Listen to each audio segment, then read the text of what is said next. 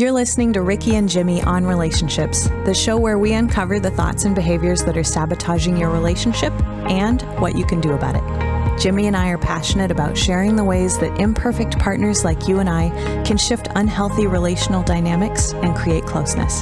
So welcome. Drop your defenses and open your heart, eyes, and ears. Let's learn how to be the best partner we can be together. This is the intro. We're here. Okay. This is episode 8. I think this is 8. Yeah. I think this is all right. 8. Today we have a very sensitive topic. Very sensitive. Hey, Mom, if you're listening, turn it off right now. She listens sometimes. Just turn it off. Yeah. Your mom is also dealing with this topic. So if you don't already know, we are talking about how in most of the time, in my opinion, and you would probably agree with this, most of the time there is a mismatch in sex drives with partners. I think you said earlier, and I want to throw this out here for everyone, it's probably like height. The chances that you are the exact same height as your partner are nil, right? There's probably always somebody who's going to be a little bit taller, a little bit more in the mood more often. Yeah. So what we want to talk about is just kind of hashing out everything surrounding that, what can be done about that, what can't be done about that, just certain things that might help validate you and or give you some tools to navigate that tricky area that everyone seems to find themselves in. Absolutely. And maybe to help everybody feel like it's normal. Right? I know when I was struggling with this in the past, I thought that the world was like a big Disney movie and everybody was perfectly lined up and happy and I was the only one having trouble with it. And I really, truly think it's probably just far more common that people are having a mismatch and not knowing what to do about it. Very much so. And as we know, that can create a massive amount of disconnection or conflict. Or divorce. Yeah. Sometimes it's a relationship deal breaker for people when they can't figure out how to solve it. Yep. So the first thing that I want to talk about and get your opinion on, which I don't think it's going to be, I think you're just going to agree with me, but is that we need to emphasize that there isn't a partner that's right and wrong on this. Great point. That's a really great. I'm glad you said that. We often forget that. Yeah. Here's the reason we often forget it.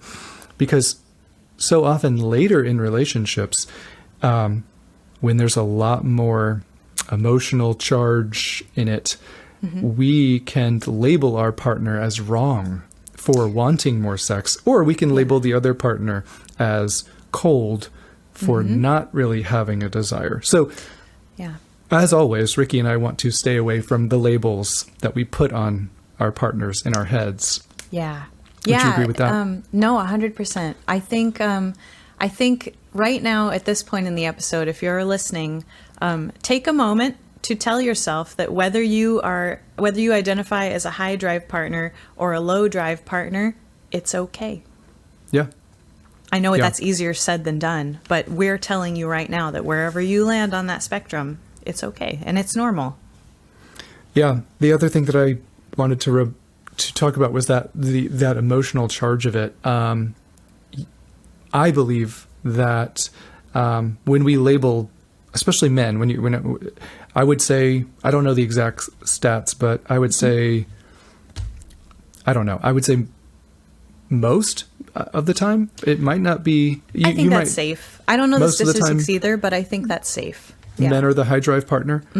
Yeah. Okay. And I would say most of the time women are probably the lower drive partner. But that's not to say that it's not like 95%, 5%. It's closer to 50-50 than you think. Yeah. Absolutely. So there's still a ton of people that are dealing with this on both sides. So, however, I wanted to say one thing about if the high drive partner is the male and the low drive partner is the female, and you're kind of deeper into the relationship and you're kind of looking at the guy and thinking, you're kind of putting that label on him, that he's wrong to want it so much.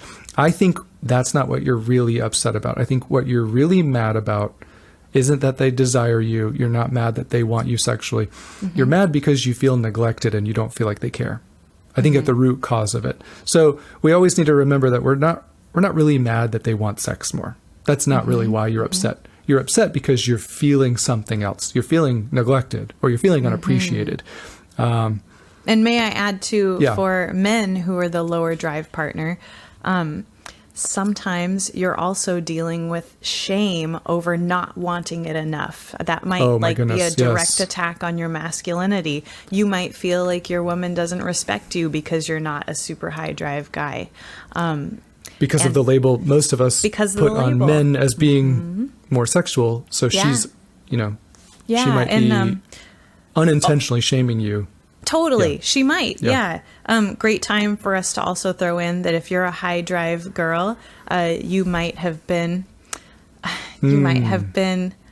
want to be delicate with this. If you're a high drive lady, you may have been labeled a slut at some point. Yes. I hate to even use that word, but it's a word that's, it's a hurtful word. Some women find it empowering. Some women find it hurtful. We want to stay away from labels like that because it's really truly no right or wrong way to be high or low drive, man or woman. There's all types of both. So yeah. And then I just want to say, I'm sure I will have to repeat this, but I just want to reiterate that I don't ever want you to do something that you don't feel like doing. I know that gets tricky. There's a little bit of a gray area there that maybe we can talk about later, but it does get tricky. But if you don't want to do something, I'm never going to tell you that you should do that thing. So same. I guess you've heard, if it's not an enthusiastic yes, then it's a no. And we can extrapolate that more just to see, like, because I know that it gets pretty complex when you get into a situation, a long-term relationship situation where there's all these emotions attached to it, and there's all these feelings of, well, am I wrong to not give to my high drive? There's a lot of complexity there. Well, even when you said that just now, can you feel all the higher drive partners like recoiling in horror? Like, well, now they're never going to if they, right? But we've got solutions for you guys. We have some tips. We have some ideas on what you can do. Absolutely. Jimmy and I are not, we're not counselors, we're not therapists, and we're definitely not sex researchers. So I would like to say that this is not necessarily our area of expertise by a long shot, but we are both really interested in the subject. We like to read about it. We like to think about it. So that's what we're going to be giving you guys today. My favorite book of all time is Emily Nagoski's Come As You Are. Thank you, Jimmy. For the people that are watching, they can see he's holding the book up. And the cover would make my mom blush. And the title name, I actually tried to tell her I was reading that once, and she was like, I don't want to hear about this anymore. But I got to say, it's my favorite book on just the subject of how humans feel about sex and how they engage in it. And she's a talented writer. It's funny. It's very smart. She is a sex researcher and just an amazing writer. So anyway, the book talks about the two-system mechanism for sexual drive. Emily Nagoski talks about the two-system mechanism. So let me get sciencey for a second. First, she talks about the SES, which stands for the sexual excitation system. And then she talks about the SIS, the sexual inhibition system. So now I'm going to take my science hat off and I'm going to translate that a little bit. Your sexual excitation system, think of yourself like a car. The excitation system is your gas pedal. These are the things that make us feel sexy, want to engage in sexual activity. The sexual inhibition system is our brakes. And to add a little further complexity to it, she said people either have a very sensitive gas pedal, meaning it doesn't take much to rev them up, or they have kind of a stuck gas pedal. It's really hard to step on that thing and get us excited. In the same way, our brake can also be very sensitive or less sensitive. And so what a fantastic way to think about it. Now think about yourself, listener. Is it kind of difficult for you to get turned on or want to engage in sexy time? That might be a problem with it could be a problem with a very what am I trying to say? I'm butchering this, Jimmy. No, you're doing a great job. It could be that your gas pedal is difficult to step on, or it could be that your brake is very sensitive. Yep. So can we launch into some helpful, whether it's just validation or just information, but can we talk about some factors that affect people's drives? Yes. Good. Look, this is flowing naturally. Let's do that. Absolutely. Let's talk about things that, I think you're talking about things that might depress the brake pedal, right? Absolutely. Or just make it hard, or just make the gas a lot stickier. Sure. Okay. Either one. But here's some good ones I want you to mull over. Stress. Yes. Stress is obviously a massive hindrance when it comes to our drives. So these are just things that we need to be paying attention to in ourselves. This isn't just about sex drives. You should be paying attention. Your stress levels affect your relationship as a whole. But I don't know if this is true or how much you would agree with this, but I feel like oftentimes our sexual relationship, that doesn't just mean intercourse, but our sexual relationship with our partner is a pretty good indicator of the overall strength, health, depth of the relationship. Yeah. Would you say so? I would completely agree with that. So having said that, stress can come in so many different forms: work, kids, stress with our parents. We can go kids, or we could be taking care of a parent. There's just so many things that can affect us to where stress over not getting enough nutrition or exercise. Just the stress of not taking care of our own body can make us less interested. So in that sex throws as well. things off. Past trauma would be a good one. 100%. You would agree? Yep. For sure. That's a big break. That actually, I think in her book she talks about trauma being one of the things that make the gas pedal difficult to depress. Absolutely. Which makes sense. Yeah. Depression, I was thinking, obviously that plays a role. Huge. Anxiety, which I know a thing or two about. That's another thing that makes it hard to step on the accelerator. Yeah. Any sort of disability or medical issue. Those are going to obviously, I get a lot of emails about that saying, what am I supposed to do? My partner wants me to be more intimate, but I have this illness, yada, yada. So that makes things extremely difficult. Issues with our self-esteem or self-worth could... Oh, and that's massive for women. I was just reading a really cool study earlier today that was talking about how they polled thousands and thousands of women, and they talked to them about, tell me about how you feel about your body and your image, and the correlation between how they felt about their body and how much they enjoyed their sex lives, it was really perfectly lined up. Yes. It was really, it made me so sad as a woman, but it also made a lot of sense. Yeah, I think that's something that truly needs to be explored. Yeah. If you're, in this mismatch with your partner, and it's causing massive issues, not just like we have a mismatch, but we're able to navigate it without either of us feeling massively neglected or anything. But if you feel like there's problems in that area, it might be that's an area where we need to obviously pay some close attention to. The last one I have is just the overall intimacy and emotional connection of the relationship. I mean, if like I said before, sometimes our sexual relationship is an indicator that something is off. So just really quick, I wanted to give some advice to any men that are higher drive men, and they feel like my wife never wants to, do this, or one thing that I would tell you is she needs to know that you value her more than the bedroom. That's first and foremost. If your partner doesn't feel like, if she feels like you just want to use her body, that is never going to result in a deeper intimacy or an increased sex drive for her. Right. So a question that a man listening to this might throw at you is, how can I make my partner feel like I'm not just trying to use their body? Because I know I'm not, but she doesn't know that, and I'm not sure how to get through. So the first advice I would give is that you need to honor her no. You need to honor when she's not in the mood. Yeah, very tough to hear. That's tough for them to hear, I'm sure.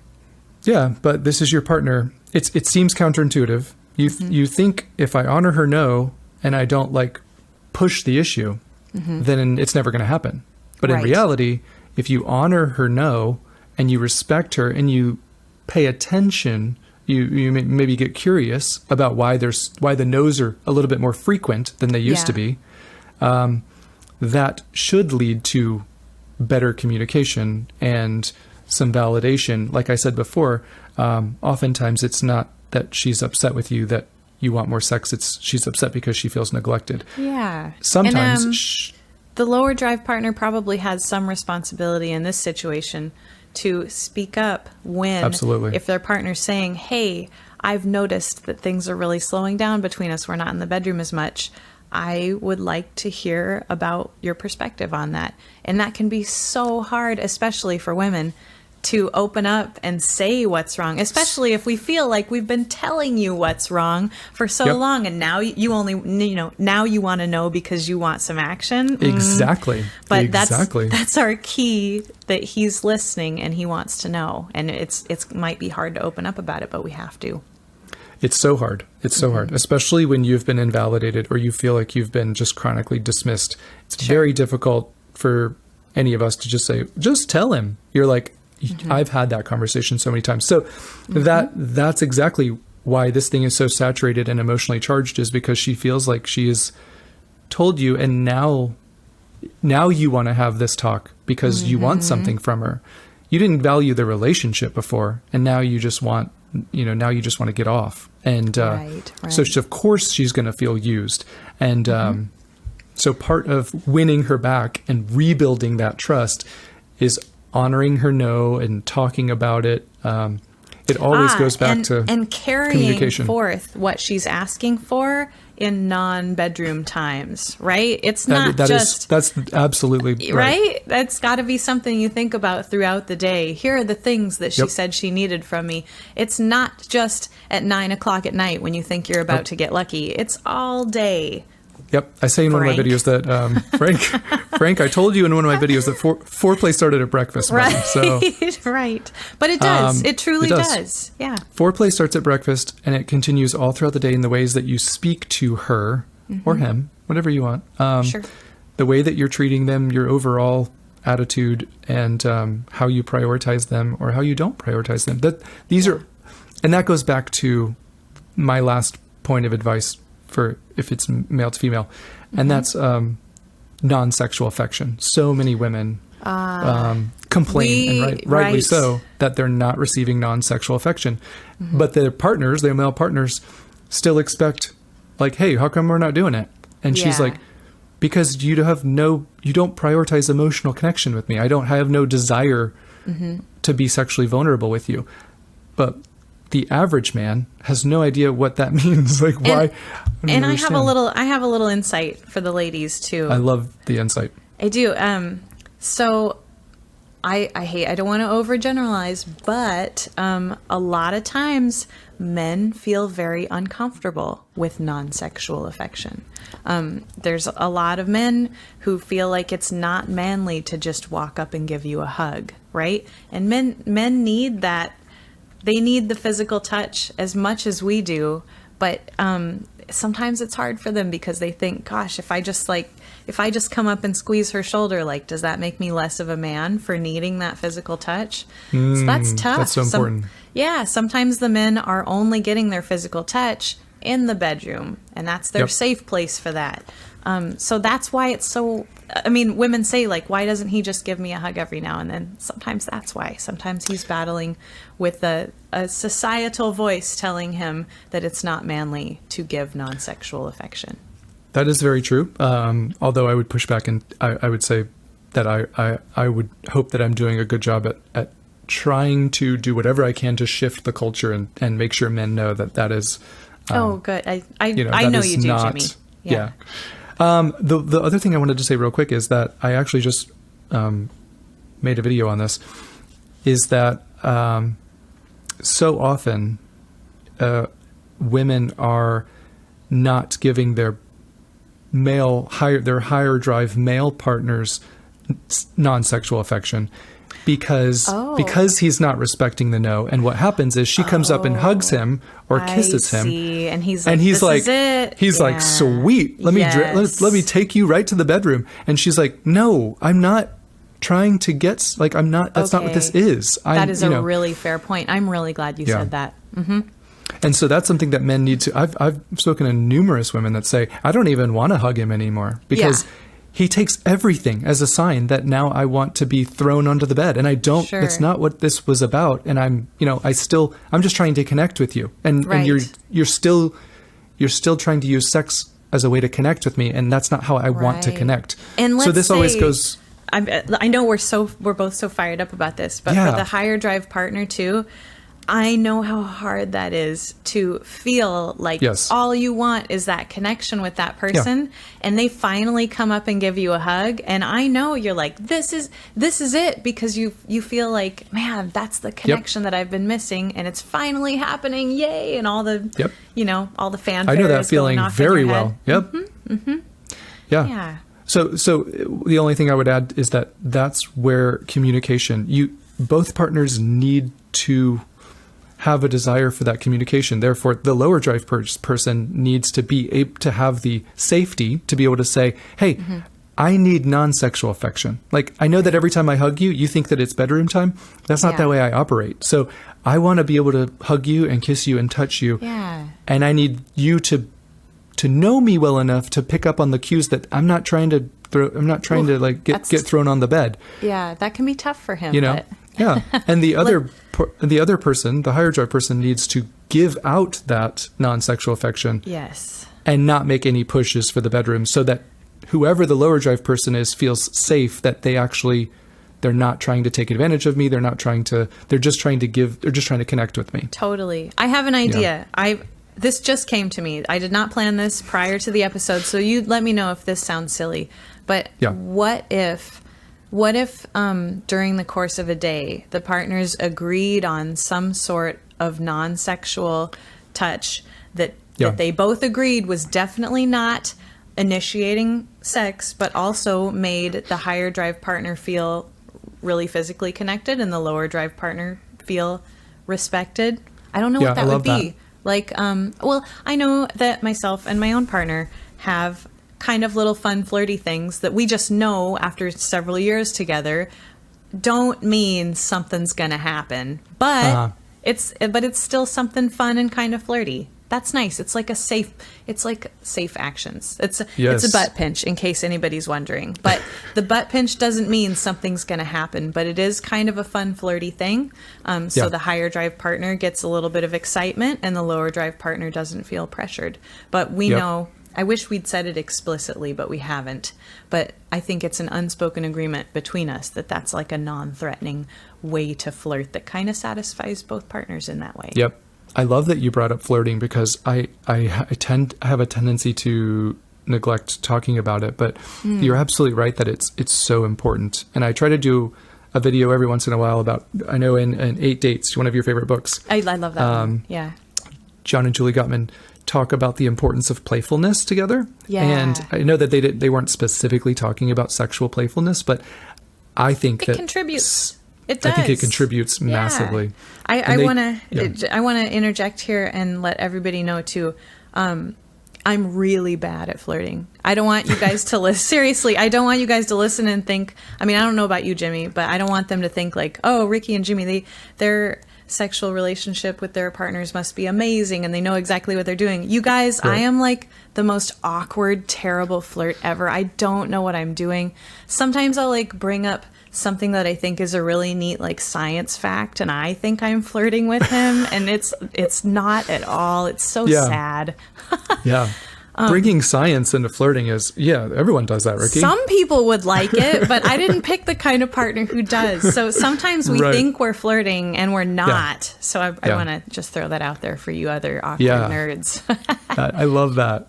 But the things that we talked about earlier, when you can establish that safety, when you've actually had the conversations, I think that the flirting comes a little bit more naturally. And if it doesn't come naturally, I think that you should at least be challenging yourself. Like, do we flirt? And if not, why aren't we flirting? If it's because you feel neglected, if it's because you feel unappreciated, if it's because you feel distant, that's okay. But it's not okay to just stay there and then completely neglect playfulness and flirting, because I think that most fulfilling, thriving relationships have those elements. Yeah, I would think so. Can we tell people like a few ways that they might flirt? Asking for a friend, certainly not for myself. What would be some fun... You bust out your most dense chemistry book. I actually like to pull up like fun or zany like animal mating facts. I think they're hilarious, and playful that's like and fun. That's a double entendre flirting. But it just goes right over his head. Have you heard this mating fact about the armadillo? Isn't that fascinating? He's and like, that just, do you want to just go to bed? I don't really want to hear the fact. Yeah. So what are like some good ways? The butt pinch is great. I highly recommend it. Okay. So it's a good one. Let me answer your question with another topic that I wasn't planning on talking about today, but since it entered my mind, we're gonna talk about it, because this is our episode for it. I used to think that the planned bedroom time was hokey, was silly, kind of sad. I used to think that as well. I used to think that. Now, let me tell you why I think that is not, why I think it's a good idea. You're sometimes, a proponent depending now. on your, absolutely. I'm 100%. And here's the reason. It's because of what you were talking about earlier. It's the flirting and the playfulness. So you can think about it two different ways. You can think if you come to an agreement like, hey, Tuesday night is our night. Like, Tuesday night's our night, baby. You know, like that is one, you can think about it sad. Like, I only get one night. Like, this is kind of sad. That doesn't mean you're just getting one night. That just means Tuesday night, it's definitely going to happen. Yeah. No, it's not definitely going to happen, Ricky. That's put too much weight. That's put too much pressure. What? Oh, wow. No. I'm already confused. All right. You should never make that much pressure on your partner that it's definitely going to happen. I don't care what mood you're in. It's going to happen. Okay. Wait, you said Tuesday night was the night. It's not really the night? What? It's Tuesday night's the night. We're both going to do our best to make it happen. But life happens. Sometimes I see. Sometimes you're just something happened. Sure. Your partner maybe somebody gets sick or you get sick, or you just have the worst day ever. That's not an invitation for your partner to go, no, Ricky, Tuesday night. You said Tuesday night. Okay, got it. So what Tuesday night is, we're both going to we're going to do everything we can to prioritize each other sexually Tuesday night. Got it. So it doesn't necessarily mean penetration. It could just be like Tuesday night. Somebody had a bad day and it just ends in a sensual massage, maybe. Absolutely. Something like that. Now, that's something that you can talk about. I love the question, what does sexual fulfillment look like for you? I love when couples can dive into that and just like curiosity and understanding and really break that down. Yeah. Because we should want to know that about the most important person in our life. Absolutely. But I think what's interesting when it comes to the playfulness and the flirting is, if Tuesday night is your night, this is the good way to look at it, is you both can make it fun. So like when Tuesday rolls around, you get to send each other cute little texts about what you're excited about for that night. I'm really excited about X, Y, and Z. Oh, I can't wait to do X, Y, and Z to you. I can't wait to see you in X, Y, and Z. I'm just saying, you get the opportunity to make this fun. It's not just an obligatory, oh, great, I gotta put out for my... It's like, it's Tuesday. We're trying to make this thing fun. We're trying to show each other. We're trying to prioritize this area. And you can go as much as you want. I mean, you could tease this thing out. You can send them a racy picture or a racy text. Sure. And that makes them feel so prioritized and desired. Like, oh my gosh, you're excited about this, you know? Totally. And for those lower drive partners, getting the text messages saying, I'm so excited to connect with you later tonight, with a little winky face and the kissing emoji.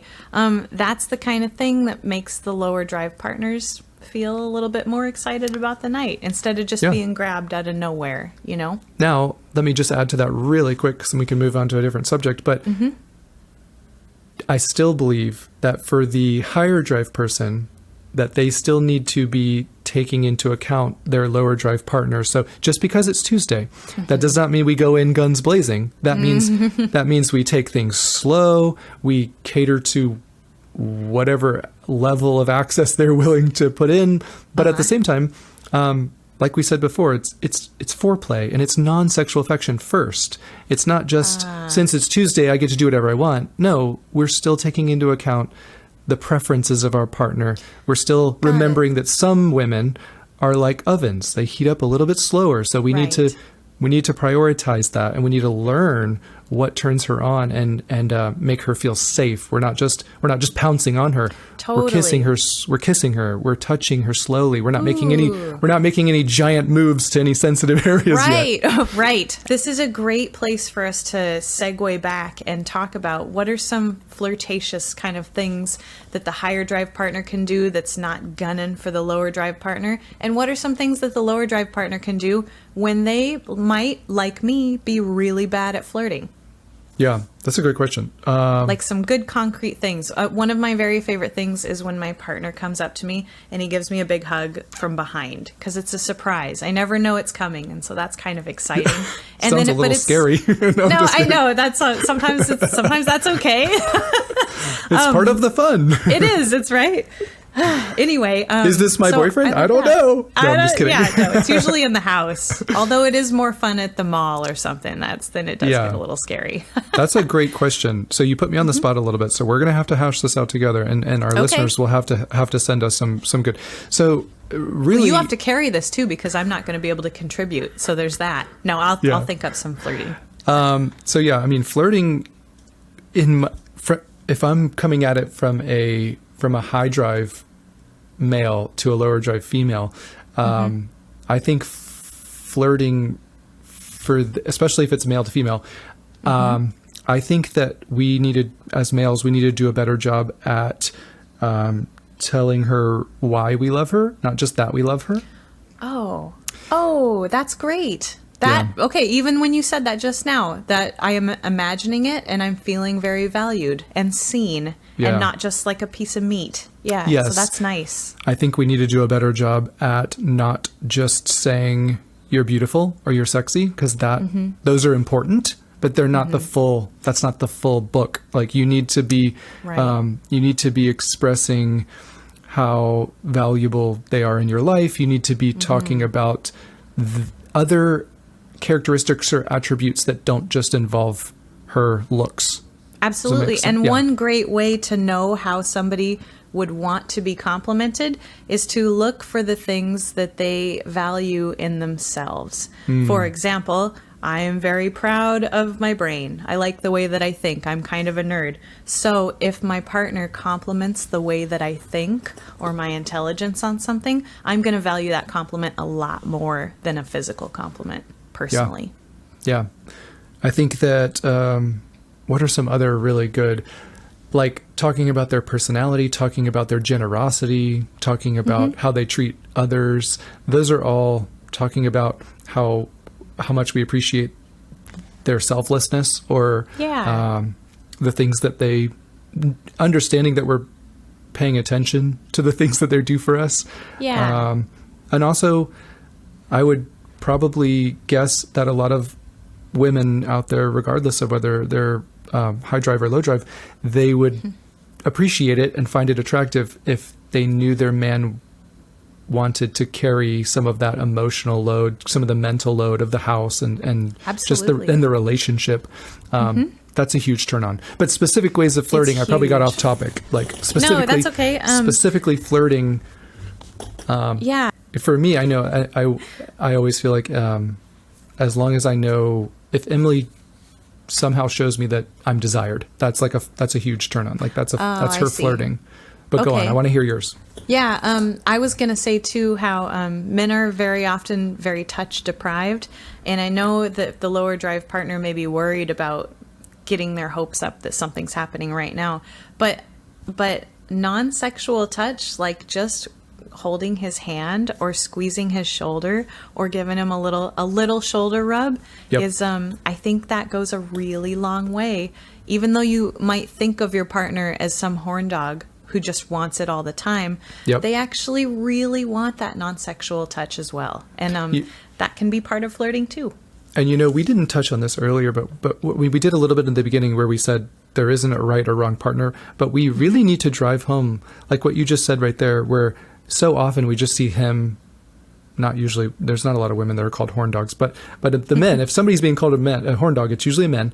And we have to remember, intent. Like what, do we really feel like our partner intends to hurt us in this area or intends to take advantage of us in this area? Some people do think that, yeah. And some people might be with partners that do that, but other times it's just like communication. Sometimes there's more to be broken down than just like, oh, he just wants to use my body.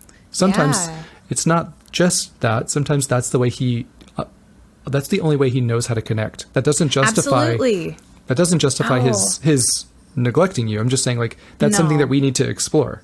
Right. But on that note, sometimes people who think that they might be higher drive are lacking in the non-sexual touch and don't realize it. So I'm talking to the men and the women who so true say, oh, that's just who I am. I love sex and I just want it all the time. They might not realize that what they're trying to get through sex is affection.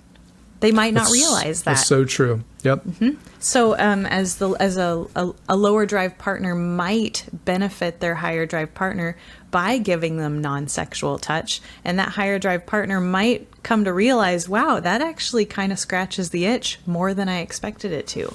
Yeah. I don't know if this falls into the flirting category or more just like the enjoying each other category. But do you remember when Gottman talks about the 6-second kiss? He says, when you leave for work, you need to give each other, if you can, sometimes times are off, but if you can see your partner in the morning before one of you leaves for the day, or both of you leaves for the day, whatever it is, he says, give a 6-second kiss, but he doesn't, and that's so important because he goes into detail about what this kiss really is. It's not just a peck. It's not just a peck. It's not just holding, your face in somebody else's for 6 seconds. And you're counting. He says it should be a little bit like, I can't wait to see you later type of kiss. There's some desire behind it. There's something there. Yeah. And I think for that's the lower drive partner, it's kind of safe because if they're on their way to work, it's not like something's going to happen. Yep. Yeah, I like it's that. Very I'm safe. glad you brought that up. And he talks about how important that is in any fulfilling relationship. It's, like we said earlier, it's not necessarily about the sex per se. It's about the intimacy and the desire and the connection. And oftentimes those types of kisses are lacking in a lot of relationships. Oh, I want to make an admission right here. Right here for everybody listening. As much as I love Gottman and as much of their stuff that I've read, my partner and I have never done the 6-second kiss before, ever. Yeah. So I think when he gets back from this trip, I might suggest that. We'll see. We'll see how that goes. We'll see. It's kind of scary thinking about it, but I think that could be really great. We're going to let you know how it goes. Yeah, I will. I'll report back, listeners. So, I think about that all the time. I think about the before the work. He says before work, and then when you get home, and then when you go to bed. Now, that's 3 6-second kisses where you're showing your partner some sort of affection.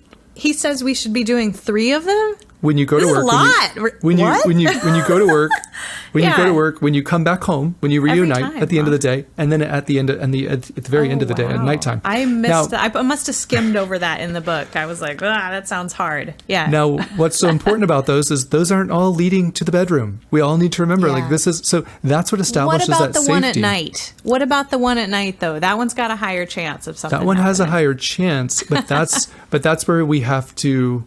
For any man, I wouldn't want to speak on behalf of women, but on behalf of men, if she's bold enough to give you that kiss, where she makes you feel like, hey, I love kissing you. Right. You need to be tuned in to her cues. You need to Can he ask directly? I wouldn't put that pressure on her. I would just pay attention to her cues. When a woman, usually, especially if she gives you that kiss and you're in a healthy relationship, not every relationship she feels comfortable enough to tell you when she is in the mood. That's a whole different subject. Yeah. But in a healthy relationship, we can talk about that stuff. So okay, wait. Help out the lower drive partner here too. So it's 9:30 at night. Yeah. And you're the lower drive partner giving your partner that 6-second kiss. Which is very courageous. At night, it's courageous. You're being very brave because you're a little scared. Yeah. What if they try to, Yeah. What's this terrified partner going to do? Like, okay, Gottman said I have to give the 6-second kiss at night, but I don't want him thinking this is going to lead to something. So what do you do is you give the kiss, and then you're going to know that he's trying to go for more, and you're going to have to shut it down. That's about respecting the no. You're going to have to say, I'm just not, it's just not tonight. Oh. Now here's an interesting point. Okay. When we give the it's not tonight spiel, which we're perfectly allowed to give, it's perfectly fine for you to say not tonight. That's perfect. And he should not be sulking. He should not be rolling over and pouting. That's very important. We already talked about that because that leads to, when you do that, that leads to more no's, that leads to less kisses in the future where she's like, well, I'm not going to kiss you if you're just going to not even respect me when I'm not, So. And you're saying, hey, high drive partners, maybe don't use that as a key to start groping. And hey, lower drive partners, you need to be able to be, are there kind ways to say not tonight? Because that's hard. It's hard to tell your partner not tonight. You just especially said it. when you know just they're like excited. That. Yeah. Just not tonight. Yeah, so man, just direct like that. Ouch. So that's one thing that I want to talk about that other people might disagree with. And that's, I feel like you have every right to say not tonight, but I did read somewhere and I agreed with it. It's just somebody else's opinion, but they said that you should kind of give them like a time frame in a nice way. Like, hey, let's try for tomorrow night. That's hopeful. Like, yeah. And I guess also good to note that a lower drive partner doesn't need to give a reason why. No is Not a at no. all. But if you're able to give your higher drive partner some hope for the future and mean it, right? Not an empty hope, not an empty promise, but some hope. Like, I would really love to try tomorrow night. They could be very excited about that. I think in a healthy relationship, I don't see any reason why that would be weird. I mean, it can be loaded though. It can be charged for people. It can be very charged for people, but that goes back to what I was saying real quickly about him understanding cues. So like she's vulnerable, courageous. She gives you that kiss that she wants you to know, like, hey, I love kissing you. I'm not necessarily in the mood. Like, that doesn't mean I'm in the mood. Yeah. That's where you can, let me put it to you this way. If the lower drive partner is giving you that kiss and she or he doesn't want to be like completely bold about it and just be like, hey, let's make this something, a little bit more exciting tonight. Then the lower drive partner needs to, if they've decided in their heads, you know what, I'm going to take this a little further tonight, then they need to show that with the way that they're touching them. They need to show that with the way that with different very clear signals. You're saying clear signals, but not necessarily this is happening. Yeah, you don't have to say it with your words, because the advice I would give for the higher drive person is not to grope the lower drive person. So they need to so you need to be like communicate. You need to be giving each other cues. Like you can't just kiss him like that. If it's this way, you can't just kiss him like that and then just not do anything and then be like, well, I would have done more if you wanted it. It's like, well, if it's the higher drive person, you need to, I'm telling them to respect you and not grope you. So you need to be a little bit more assertive and like no, that makes I know. Sense. Yeah. That makes sense. Because I think it's definitely one of the moves that women do where we are not good about showing our partner. I hear that all the time. Yeah. Yeah. It's very hard for us to show our partner that it's go time. It can be. It feels like a double standard. I don't mean to call out the lower, I don't mean to call out the lower drive person, but you don't want them to grope you every time, but then you won't tell them when it's okay. When it's okay. Yeah. And so it's like they're obviously stuck because they're guessing and they're going to grope all the time because one of these times it might work. Yeah. And can I tell you something really quickly? Yeah, please do. Just from a male perspective, I'm not saying that women should feel bad about this. If it's whichever way, I'm just saying from the male perspective, it's very hard to be rejected. It's hard for women too, Jimmy. Yeah. Just saying. I want to say for all higher drive partners, it's nobody likes hearing no, right. especially when they're in the mood, the hormones are raging. Like, man, that's so disappointing. Yeah, it's hard to hear no matter what you are, man or woman. Yeah, but that still goes back to it never justifies us guilt tripping them or any of that stuff. I'm just saying rejection is hard. We should be cognizant and sensitive to that when we are rejecting our partners, which is going to happen. I think a lot of lower drive partners, I will hear that they really struggle with the guilt of turning their partner down all the time. Yep. And that makes me really sad. That makes me sad too. And that goes back to those things that we talked about earlier. Like, let's start to at least kind of be curious about where our low drive is. Is there anything that can be done? Mm-hmm. Sometimes there's nothing that can be done. That's just the way that your libido is. Like, some people are in great relationships where they would say, our intimacy is fine. Like, our closeness is, we would both agree that we're friends and yada yada, but I just don't have a desire. I don't have a desire. So I see. And there are also partners who the relationship can be kind of volatile and train wrecky, and they still definitely have a very high drive. Very much so. So here's a question for you. Mm-hmm. Let's say it's you have a low drive partner. For whatever reason, they just have a low libido. Mm-hmm. Do they need to serve their higher drive partner? Like, here's what's a little bit confusing for me. Sometimes, and I've gotten stuck in this cycle too. Mm-hmm. Should we only be having sexual intimacy when the lower drive person says so? That is a controversial question. Absolutely. And I know you've seen it both ways online, because you run the risk of telling a lower drive partner that they need to be engaging when they really don't feel like engaging, which is dangerous. Kind of dangerous. Yeah, it's dangerous. It can actually make the lower drive partner start to hate sex. So that's rough. Exactly. Right. But at the same time, if the couple only has sex when someone with a much lower drive wants to, they might never be jumping in bed. And that can be the kind of thing that would make a higher drive partner seriously consider, does this relationship serve my needs? Because it doesn't feel like there's any room for me to have a high drive here. Right. So that's tough. I guess what I would say, trying to be as sensitive as I can, because like I said in the beginning, I never want a person to do something that they truly don't want to do. Mm-hmm. But I think there should be a little bit of a Venn diagram or a gray area, whatever you want to call it, where you're not repulsed by the idea. Like, I guess I would say, well, would you like to hear how I navigate it in my own relationship? Which, would I ever? Yeah, without revealing which partner is which. Yeah. We, like most partners, have different drives. I'll just put it that way, because I'm sure everyone listening goes, me too. And so what we do, when the lower drive partner does not feel like doing the horizontal tango. Also, take a shot every time Jimmy and I try to avoid saying the word sex. Love that. When the lower drive partner is not feeling it and the higher drive partner really is feeling it, the onus of responsibility is on the higher drive partner to make the situation conducive to the lower drive partner's preferences. So what we do there is, it might be a night where sexy time doesn't happen, but if you're raring to go and you're the higher drive partner, you might be giving the lower drive partner a sensual massage.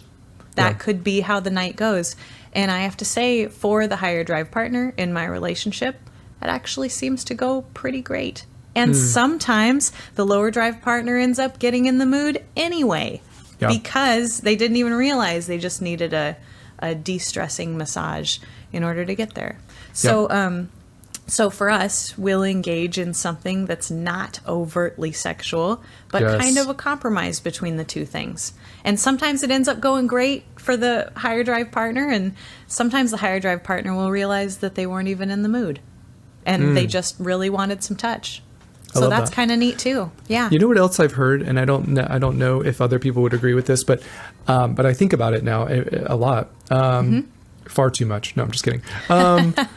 Is a scale like of zero, like zero is, it's not going to happen. Oh. It's not going to happen. I'm 100% positive it's not going to happen. Right. But then that there's a scale there. So it's like a percentage of chance. Absolutely. Okay. So, and the reason I say that is because, like I said earlier, a lot of women heat up like ovens. So, no, yeah. It's not okay. So I misread that.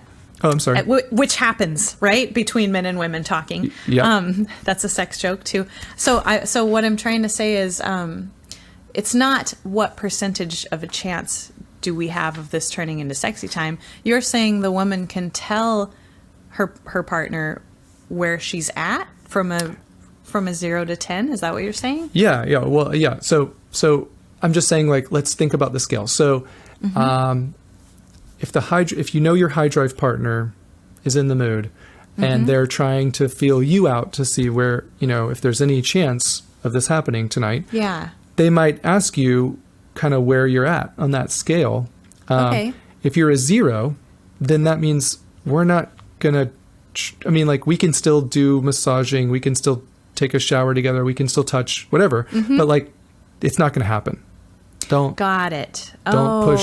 push any farther because like it's not gonna happen.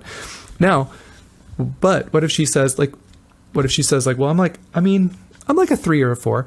In my opinion, that means I'm not into it right now, but I'm open to, like you said before, kind of creating an environment where maybe this could happen. Got it. And maybe that even looks like foreplay. Maybe that even just looks like some like kissing.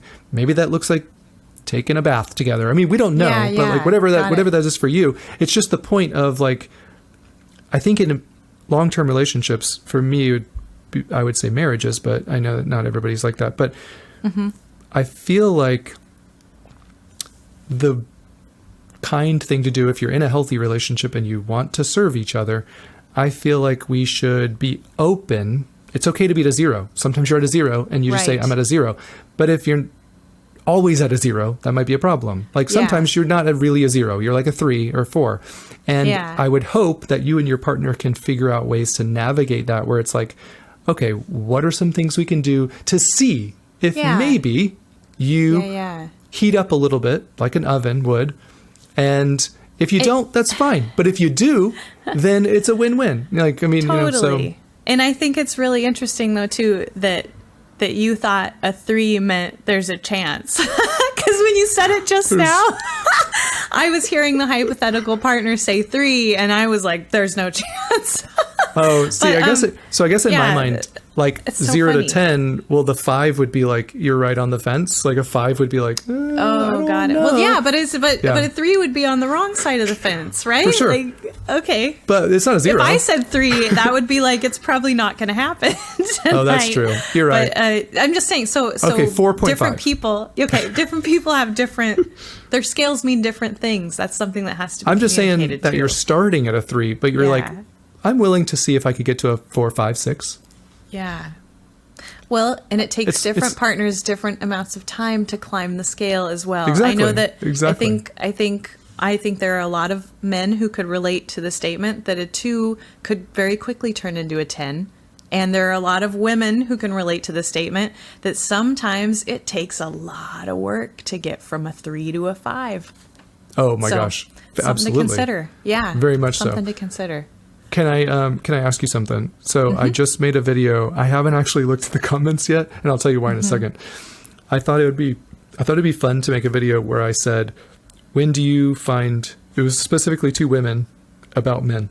When do you find the man in your life the most sexually attractive. I love that. I watched the video and I you did? commented because I thought it was such a good one. Let me tell you why I haven't looked at the comments yet, because I think collectively I have like over 5,000 comments, and so I haven't read them because like serious? There's so many. It was at 500 last I looked. Wow. Okay, I have to go back. I want to see what people say.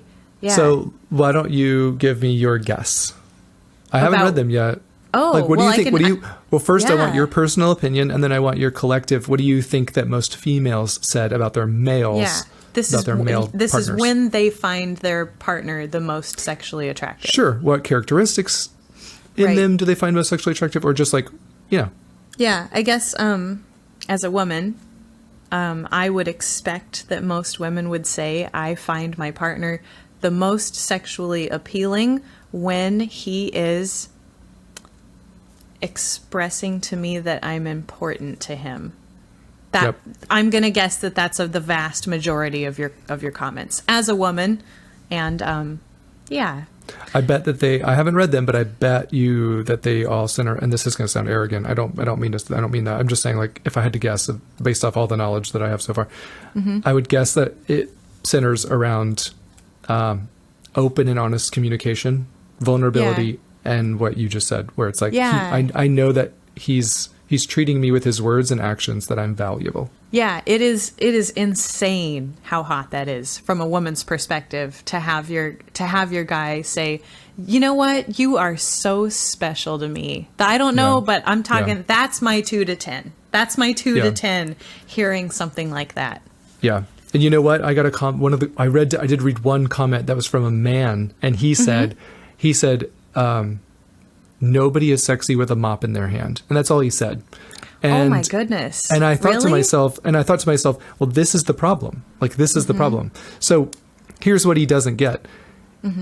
She's not finding you physically sexy because you have a mop in your hand. Right. Like, you've completely missed it. Like, you missed the point. This is the point. This is the problem. It's Frank. Get the computer away from Frank. He's not allowed to comment on the stuff. Jeez. Stop commenting, Frank. Oh man. But like, that's a big problem with a lot of like, and that's why I asked the question, because I said in the video, I bet a lot of men think that they know the answer to what you're going to say, but you won't say the answer that they're thinking. Share it with me. And that's part of the problem. A lot of our listeners are women. What do you think the men think that we think? Well, this is one aspect. I'm sure that this isn't everybody. I don't want to put everybody in the Frank category, but there's a lot of men that think nobody's sexy with a mop in their hand. But what happened is you missed the whole point of it. She doesn't find you physically attractive because you have a mop in your hand. She finds you emotionally sexy and because safe, emotionally safe. That's how I would feel about that.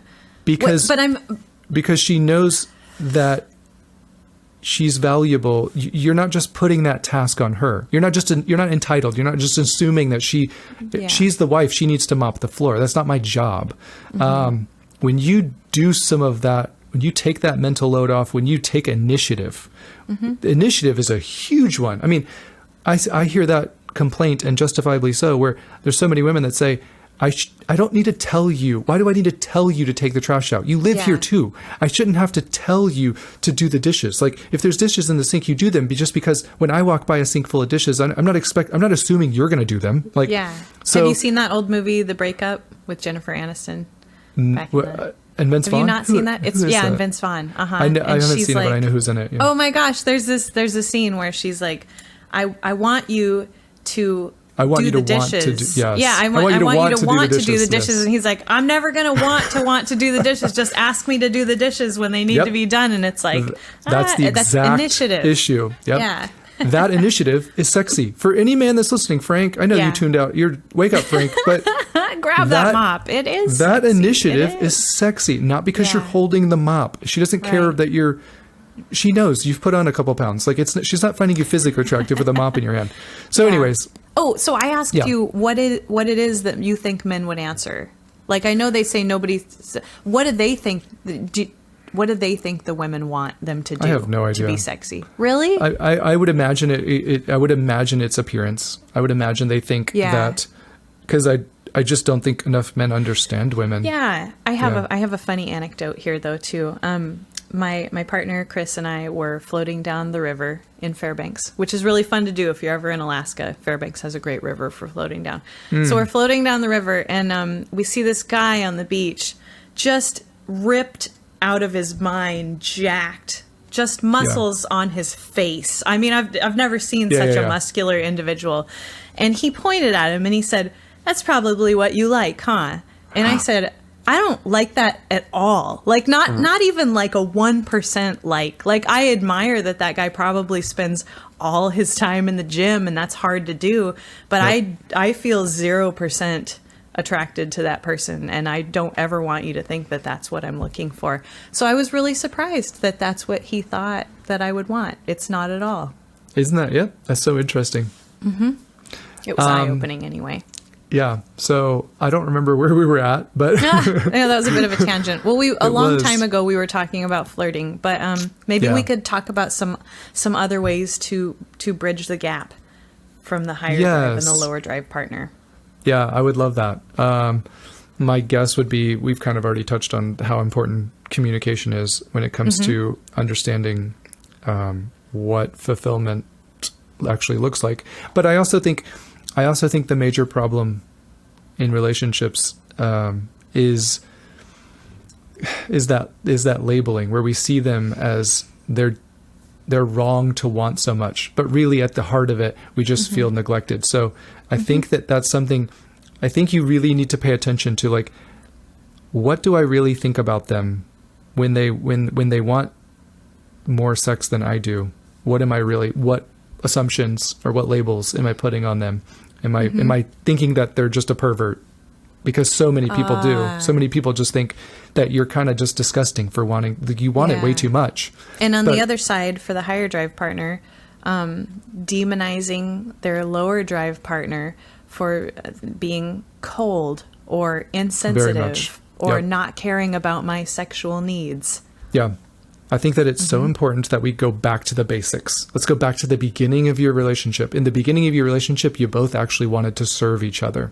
In the beginning of your relationship, if somebody had a higher drive and you could tell that they really were excited about some intimacy with you, you would be more open to figuratively and literally. And in the same way, if your partner had a stomach ache, there's no way you would be groping them. You would be like, I'm going to get you the hot pad and a blanket, you know? Yep. You respected them more. So I think that we need to get back to those basics and at least be honest about the fact that we're not, we don't, I think here's what I'm trying to say. If you don't have a desire to sexually serve your partner anymore, that's a red flag that you need to be paying attention to. Yeah. Counseling can help too. If you are listening to this going, I actually don't have any desire to serve my partner sexually in any capacity, that's a one-way ticket to couples counseling. Could be the thing that helps you guys out there. And let me tell you, I don't demonize you at all. I if I was in your shoes, listener, I would feel the same way. You don't. It's perfectly normal and natural to not want to be sexually vulnerable with someone that you don't trust or that you're not emotionally connected to or that you feel like is neglecting you or taking you for granted. 100%. Nobody wants to be sexually vulnerable with somebody in those circumstances. So if that's you, I would just say, don't let this continue on where you just feel like there's just too much of a conflict there. I think those are things where we need to be assertive and say, you know what? Here's something that I haven't heard a lot of low drive females say to their high drive males. You know what? I want to have more sex with you.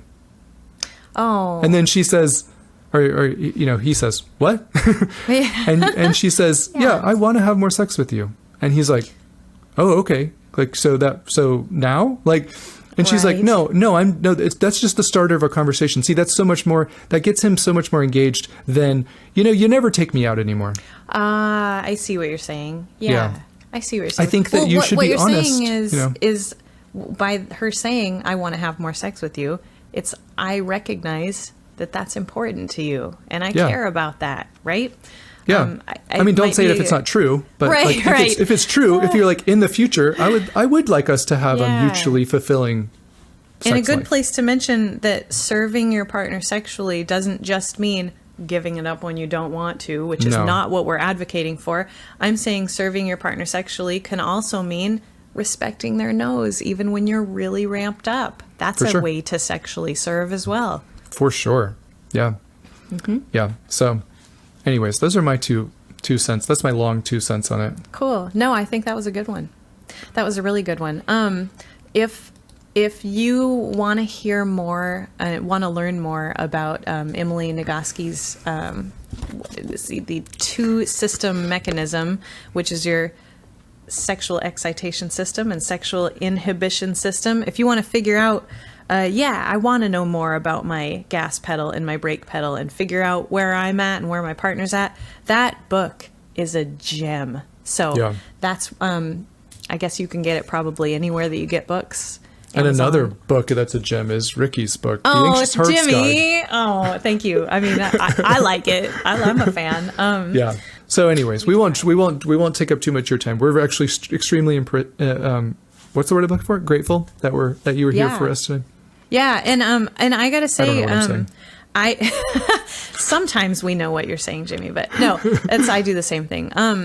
I was kind of worried that no one was listening to this. You know, we're new podcasters. It's a thing to worry about. We are. Yeah. I have to say, I've been getting a lot of messages from people who are like, I've listened to every episode and this is so helpful. And I can't get enough of those messages. They fuel the fire. Me neither. Podcasting is terrifying, you guys. So if you want to send me and Jimmy messages and let us know, like, what you like hearing in the podcast, or just let us know that it's helpful. It was way too long. You should have cut it off like 45 minutes ago. Yeah. Right. Like, your guys' jokes are terrible and Ricky interrupts Jimmy the entire episode. Oh, which is not true, by the way. But I do a lot of the interrupting. See? Did it right there? There we go. And I'm Italian, so I'm very comfortable with that. So it's no big deal. But I want to say, like, thank you to the folks who have been here, like, all 8 episodes. Thanks, guys. Like, my biggest hope for this is that it's helpful for everyone. I know that's your hope too, right? Yeah. And I love the fact that we can kind of extrapolate and we can explore these ideas and get really down into the nitty-gritty, because sometimes that's so hard to do on Instagram or TikTok Absolutely. videos. We don't have enough time to talk about this stuff. And people's attention spans are very small, which is fine. I know you're very busy, but when they do a podcast, they're committing to like, I'm going to listen to this for 45 minutes or however long. Yeah. I'm glad to be a voice that someone wants to listen to for 45 minutes to an hour. I'm extremely humbled. Yeah. And my friends are grateful too, because that means they don't have to sit through all this chatter, right? Like, I get to have this with you guys and Jimmy, and maybe I'll talk to my friends about strange mating facts and see if it goes well.